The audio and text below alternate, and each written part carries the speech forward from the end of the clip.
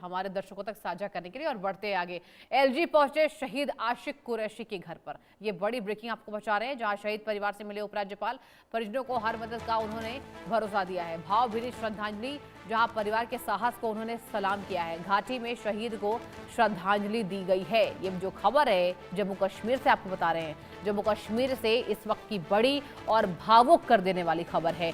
देश के सुरक्षा के लिए अपने प्राणों की आहुति देने वाले शहीद हेड कांस्टेबल आशिक हुसैन कुरैशी के परिवार से आज जम्मू कश्मीर के उपराज्यपाल ने मुलाकात की है। मुलाकात की तस्वीरें भी आपको टीवी पर दिखा रहे हैं। आशिक मीर मेरे संवाददाता जुड़ चुके हैं ज्यादा जानकारी के साथ। देखिए, शहीद को सलाम किया उपराज्यपाल ने। आशिक, ये बताइए कि आखिर परिवार को किस तरीके से उन्होंने अपने भाव व्यक्त किए और क्या कुछ सहायता देने की बात कही गई है?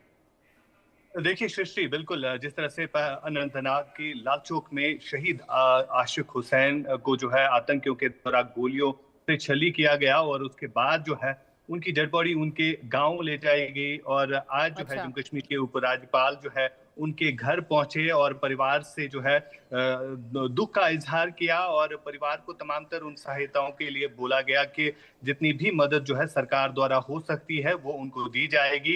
हालांकि अगर हम बात करें तो लगातार जम्मू कश्मीर में जब भी लेफ्टिनेंट गवर्नर मनोज सिन्हा जो है वो कोई बात करते हैं तो उस पर खरे भी उतरते हैं। और इसी बिल्कुल। तरह जो है आज वो आशिक हुसैन जिनकी जो कि हेड कांस्टेबल थे जम्मू कश्मीर पुलिस में, जब उनकी मौत अनंतनाग के लाल चौक में आतंकियों के द्वारा की गई, उसके बाद जो है लगातार जितने भी सीनियर ऑफिशियल्स हैं, चाहे हम पुलिस की बात करें, चाहे हम आर्मी की बात करें, SCRPF की बात करें, तमाम तर ऑफिशियल्स जो है आशिक हुसैन के घर पहुंचे और वहां पर उनके परिवार के साथ दुख का इजहार किया। और आज जम्मू कश्मीर के लेफ्टिनेंट गवर्नर मनोज सिन्हा भी उनके परिवार पहुंचे और वहां पर उनके घर परिवार से जो है दुख का इजहार किया और ये भी कहा कि जितनी भी सहायता सरकार द्वारा हो सकती है वो उन तक पहुंचाई जाएगी।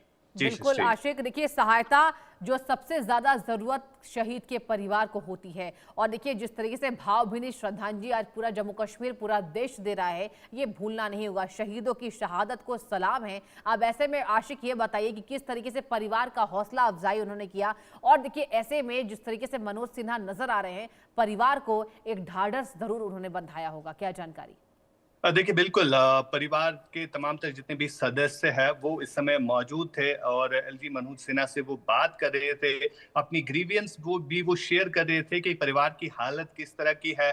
क्योंकि अगर हम आशिक हुसैन की बात करें, इनके जो पिता है वो भी पुलिस में रह चुके हैं और अच्छा। उनको भी आतंकी हमले में जो है मारा गया था और उसके बाद SRO पर ही आशिक हुसैन जो है पुलिस में जो है नौकरी कर रहे थे, यानी SRO जॉब जो है उन्होंने हासिल किया था। और अब जो है उनके परिवार में कोई कमाने वाला नहीं है, यानी ये तमाम तर बातें जो है कश्मीर के उपराज्यपाल को कही गई और इन तमाम तर बातों पर जो है उपराज्यपाल ने आश्वासन दिया कि जो भी सहायता सरकार द्वारा मुमकिन हो सकती है वो तमाम तर सहायता जो है आशिक हुसैन को दी जाएगी, उनके परिवार को दी जाएगी। यानी इस तरह का आश्वासन जो है LG की तरफ से दिया गया। और उपराज्यपाल के अलावा वो कौन कौन से दिग्गज नेता वहां आशिक मौजूद रहे, कोई जानकारी इस बाबत?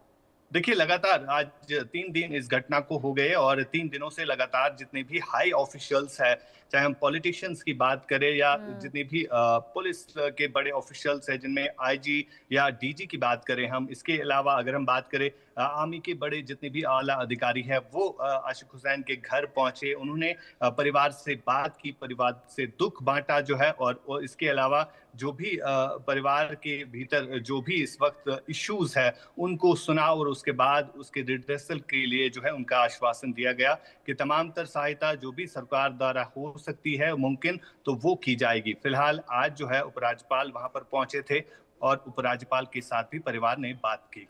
जी। देखिए आशिक, शहीदों का हौसला इतना बुलंद होता है जब आप उनके परिवार से बात करेंगे। देखिए, आप भी कई जगह पर ग्राउंड रिपोर्टिंग के लिए जाते हैं, तो देखिए शहीदों के परिवार की एक अलग व्यथा होती है। उन्हें बहुत गर्व होता है कि देश के लिए हमारा जो बेटा है वो शहीद हुआ। और यही वजह है कि माँ के आंसुओं से ये पता चलता है कि कितना बड़ा बलिदान देश के लिए उन्होंने दिया है।